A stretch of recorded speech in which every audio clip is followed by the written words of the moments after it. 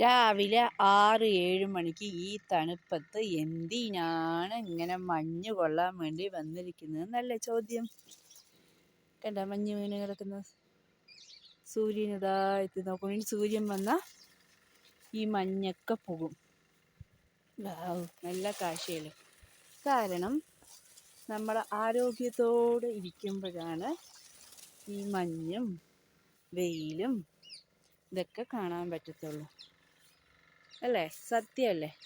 അതിൻ്റെ അമ്മനെ പോലെ വയസ്സായി കാലും വയ്യ കയ്യും വയ്യും കിടന്നു എന്ന് പറഞ്ഞാൽ നമ്മുടെ വീട്ടുകാരൊക്കെ എന്ത് ചെയ്യും? അമ്മയ്ക്ക് വയ്യാലോ, നിങ്ങൾ അവിടെ ഇരിക്കൂ, ഞങ്ങൾ പോയിട്ട് വരാൻ പറയും. അപ്പോൾ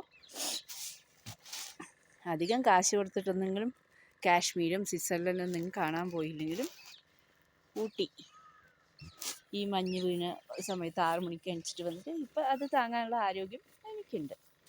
ശരിയല്ലേ?